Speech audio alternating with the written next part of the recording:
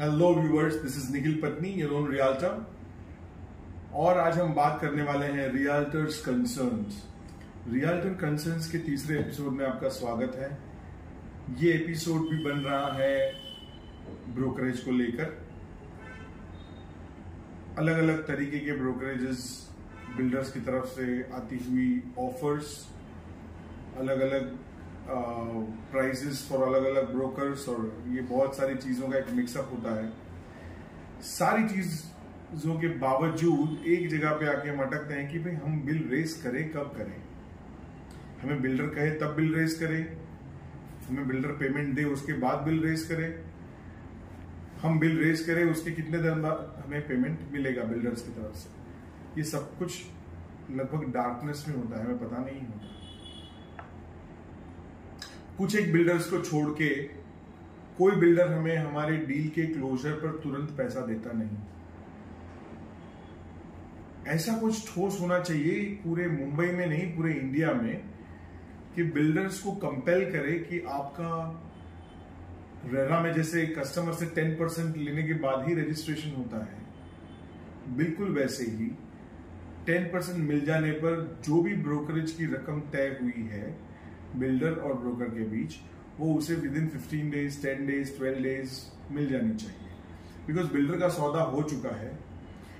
आगे का concern payment का, बिल्डर ने जिस तरीके के प्लान सेट किए हैं अपने कस्टमर के साथ, वो बिल्डर का अकाउंट्स डिपार्टमेंट या बिल्डर जिस तरीके की कम्युनिकेशन करता है उसके ऊपर निर्भर करता है। हम उसमें जरूर उनकी सहायता कर सकते हैं, वी कैन डेफिनेटली हेल्प, पर वो जिम्मेदारी किस लेवल तक अपनी हो, ये एक क्लैरिटी होनी चाहिए एक एग्रीमेंट के माध्यम से। मैं आज ये कंसर्न इसलिए रेज कर रहा हूं कि हम बिल्डर के पास अपना काम पूरा करने के बाद चक्कर काटते रहे कि भाई साहब हमारा पेमेंट दे दो, भाई साहब हमारा पेमेंट दे दो, भाई साहब हमारा पेमेंट दे दो। हम एक बिल्डर के चपरासी से लेकर बिल्डर के ओनर, वो कंपनी के ओनर तक सभी के पास जाते हैं, सेल्स पर्सन के पास, अकाउंट्स डिपार्टमेंट के पास, हर किसी के पास जाते हैं, और हर कोई हमें एक नया स्टोरी सुनाता है, ऐसा है वैसा है। उसके बाद हम अपने जीएसटी का पेमेंट, मैंने एक बार कंसर्न रेज की थी कि ये जीएसटी की जो पेमेंट होती है वो हमें तुरंत करनी पड़ती है बिल रेज करने के बाद। बहुत अच्छे डेवलपर हैं साउथ मुंबई में, जहां आप डील क्लोज करते हो, 10% पे करते हो, आपने बिल रेज किया ना किया, लेकिन आपके अकाउंट में पैसे पहुंच जाते हैं। ऐसे भी बिल्डर्स हैं।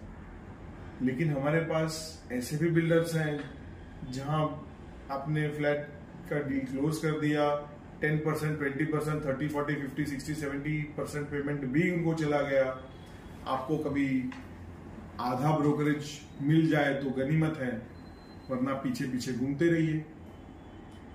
मैं ये कह रहा हूं इन सारी चीजों में, इसमें मैं किसी डेवलपर को पॉइंट आउट नहीं कर रहा, पिन पॉइंट नहीं कर रहा, लेकिन हमारी समस्याओं को हाईलाइट कर रहा हूं। ये हाईलाइट इसलिए कर रहा हूं कि इसमें एक नियम बने, एक ठोस नियम या एक कायदा बने कि अगर एक डील क्लोज हुई है तो उसकी payment on papers with in 10 days, 12 days हो जाए। ऐसा एक एग्रीमेंट बिल्डर और ब्रोकर के बीच होना चाहिए, जिस पर बिल्डर के अमल ना करने पर एक ब्रोकर उस पर लीगल एक्शन ले सके, ऐसा प्रावधान भी होना चाहिए।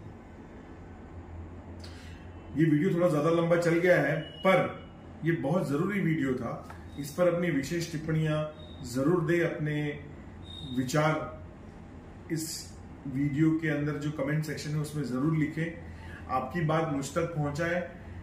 आप में से कई दिग्गज हैं जो कई डेवलपर्स के साथ बहुत गहरा नाता रखते हैं, मैं मानता हूं, लेकिन ऐसे कई ज्यादा लोग हैं जो एक एक डील शायद किसी कॉर्पोरेट में करते हैं और फिर मारे मारे फिरते हैं। इसलिए ये वीडियो मैंने बनाई है।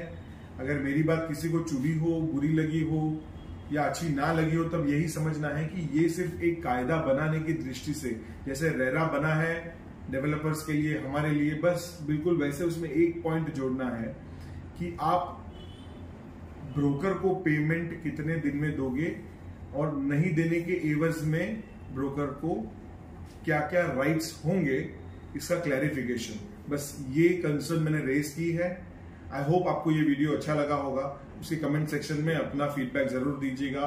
बहुत बहुत धन्यवाद। सलाम, नमस्ते, थैंक यू।